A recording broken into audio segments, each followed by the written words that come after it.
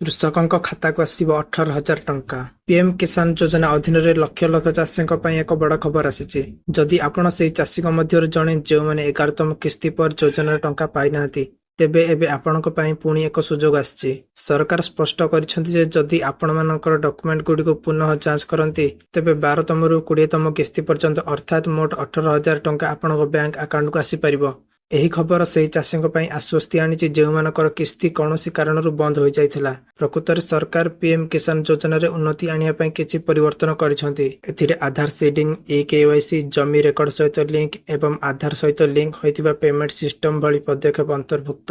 ଯଦି ଚାଷୀମାନେ ଏହି ଔପଚାରିକତାଗୁଡ଼ିକୁ ସମୟ ମଧ୍ୟରେ ପୂରଣ କରିନଥାନ୍ତି, ତେବେ ସେମାନଙ୍କର କିସ୍ତି ବନ୍ଦ ହୋଇଯାଉଥିଲା। ଉଦାହରଣ ସ୍ୱରୂପ, ପ୍ରଧାନମନ୍ତ୍ରୀ କିଷାନର ଦ୍ୱାଦଶ କିସ୍ତି ପାଇଁ ଜମି ରେକର୍ଡ ସହିତ ଲିଙ୍କ କରିବା ଜରୁରୀ ଥିଲା।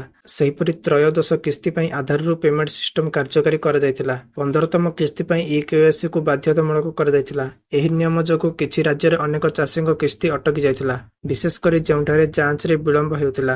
ଏବେ ଯଦି ଆପଣ ଏହି ସର୍ତ୍ତାବଳୀ ପୂରଣ କରନ୍ତି, ତେବେ ସମସ୍ତ ବାକି ଥିବା କିସ୍ତି ଏକକାଳୀନ ମିଳିପାରିବ। କୃଷି ରାଷ୍ଟ୍ରମନ୍ତ୍ରୀ ରାମନାଥ ଠାକୁର କହିଛନ୍ତି ଯେ ଯେଉଁ ଚାଷୀମାନେ ଏବେ ଡକୁମେଣ୍ଟ ପୂରଣ କରିବେ, ସେମାନେ ଦ୍ୱାଦଶରୁ 20ତମ କିସ୍ତି ପର୍ଯ୍ୟନ୍ତ ଅର୍ଥାତ୍ 18,000 ଟଙ୍କା ଏକାଠି ପାଇପାରିବେ।